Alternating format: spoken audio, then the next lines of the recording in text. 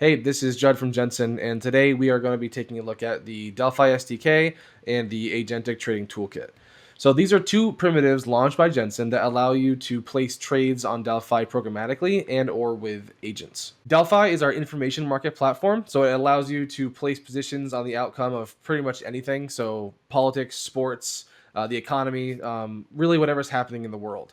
So normally you could go on app.delphi.foi, hop around the app, click around, and then place trades manually.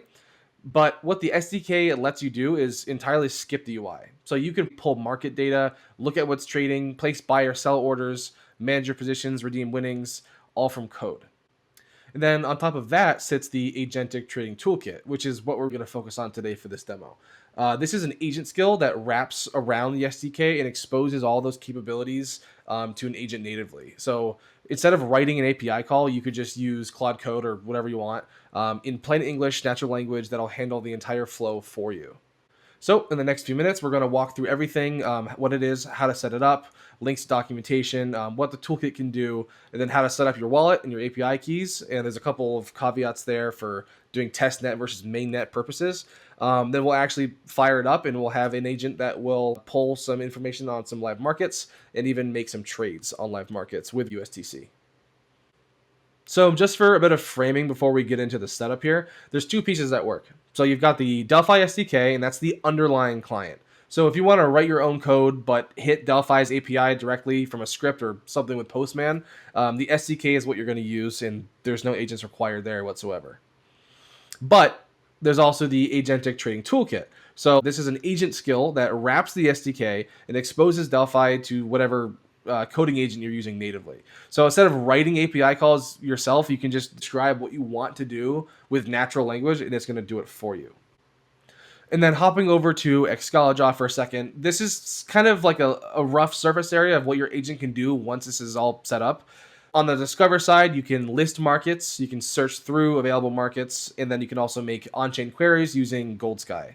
You can trade, so you can buy or sell positions in those markets. You can also bridge funds from a wallet over to the Jensen chain using the agent. You can also manage, so you can look at your portfolio positions. You can redeem winnings from any settled markets that you have participated in, and then you can also view your recent trading activity. As we're going to see later, I can essentially use one natural language prompt to look at the top 5 markets in terms of liquidity, for example. I can see how many trades there have been for the different positions in all those markets, and I can do a price quote to see how much it would cost to buy, let's say, 10 shares of each of the winning position, the current winning position, in each of those 5 markets, and I can do all that with just one prompt. So whatever kind of market analysis, any type of purchasing or selling of positions in those markets, I can do all direct through Claude Code or through any other type of agent. For setup here, I'm going to go over to the Agentic Trading Toolkit docs. I'm going to find the link to the skills here and then grab the skills command. I'm going to make a new terminal. I'm going to call it something very simple just so I can remember it for this demo. So we're going to do make directory bot1 and cd bot1. So now that we're here, I'm going to paste in the skills command, and I'm going to, you can choose whatever you want here. I use Claude Code, so I'm just going to stick to that. So we'll do Claude Code. Then you can choose the scope of where it's installed. I'm going to keep it in project. Press enter to go through the rest of the prompts, proceed with installation, etc. And now it's done. All right, now that we have the skills installed, we need to get 2 things set up so that we can actually start messing around with the Delphi SDK and the toolkit. So one is we need an API key. So there are 2 different types of API keys. There are testnet and mainnet ones. So depending on what you're doing on your use case, if you want to mess around with the mock token on the testnet version of Delphi or jump straight into trading with USDC, you'll want a different Delphi API key. So you can find these on the documentation right now under the configuration page. So there's links for both of these. And with those, you're just going to connect a wallet. You're going to sign in, connect a wallet, generate a key, and then at any point you can also rotate those keys. So that's the first part. Then what we also need is a wallet that an agent can sign transactions with. So the recommended path for this would be to use a CDP server wallet. That's what I'm going to be doing for the purposes of this demo, but it's also the most secure because in that case, the private key is staying inside of that trusted execution environment, the TEE. So even if your credentials do leak, your wallet itself isn't completely compromised, and you can just rotate that out later. So as mentioned, I'm going to be doing a CDP server wallet for this demo. The setup takes about 5 or so minutes, so I'm not going to show it here, but create a CDP project. You generate a new API key and then an EVM account, and then the wallet secret. So their docs will walk you through everything, and there's a quick start guide that gets you there. It's just mostly going to be clicking through their portal, but their docs do have you covered. So once you go through that flow, and we will get through this and cover this when we look at the env config file, but there's 4 values that you're going to need from CDP. So there's the CDP API key ID, a CDP API key secret, a wallet secret, and then your wallet address. So hold on to those, and we will touch those in just a minute. That being said, if you want a faster path to get started, you could use a MetaMask wallet instead and then just export that private key. So that is simpler. It's only 2 variables, but again, that key is living in your environment file. So keep that wallet small and dedicated if you choose to do it at all. So something to be aware of here is that if you want to trade on mainnet, you've got to bridge some funds over. So you're going to take your wallet and you're going to fund it with native USDC and ETH on Ethereum, and then move those funds over to the Judson chain. So what's really nice is that your agent can actually do this for you because it comes as a skill inside of the skills repo. So you can essentially ask your agent through natural language, hey, I want to bridge these funds, and it can walk you through that process. Last thing is that we will just take a quick look at our environment variables here. So I've already pasted in a bunch of fake stuff like that for the purpose of demonstration, but if you go the CDP server wallet route, which is the recommended route for security, you'll see that you need these 4 CDP variables here, the Delphi API access key at the bottom, and then because I want to trade on mainnet, I'm going to specify this override, which is Delphi network equals mainnet. Otherwise, it will default to the testnet network, and you will not be able to trade using real funds on mainnet.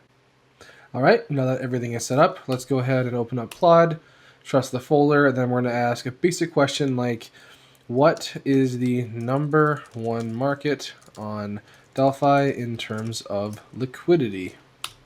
And we are going to see it immediately reach for that Delphi skill. So as you can tell, the #1 market on Delphi today on mainnet by liquidity is this market right here. Is the UEFA Champions League winner for 25-26. So it's given us the different possible outcomes. It's given us the market ID.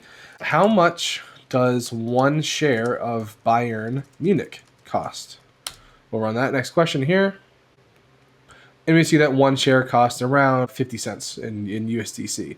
So please purchase 2 shares of Bayern Munich.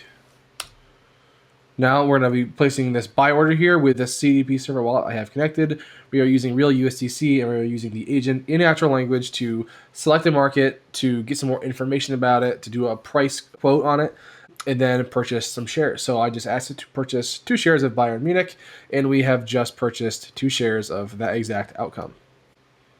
Now, what's really interesting is if I wanted to go a little bit more in depth here and really ask it to be kind of creative, I could do something like, tell me how many trades there have been in this market. How many trades broken down by the different positions / outcomes, as well as market sentiment due to historical winning records. So I wanted it to look at the number of trades in the market. I wanted it to break down the trades by the different outcomes, the different positions, to do some historical analysis of those clubs and their winning records.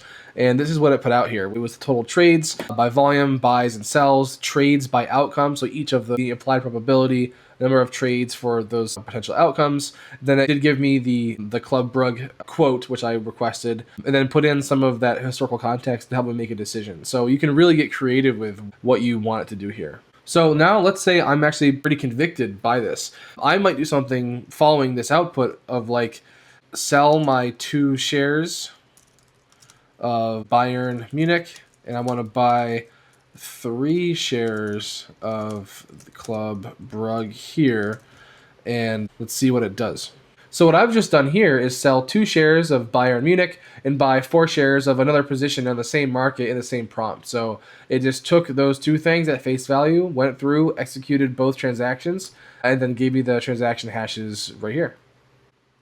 That's it. So I guess for a wrap up, at this point, have installed the toolkit. You have a wallet that your agent can sign with. You have your API key.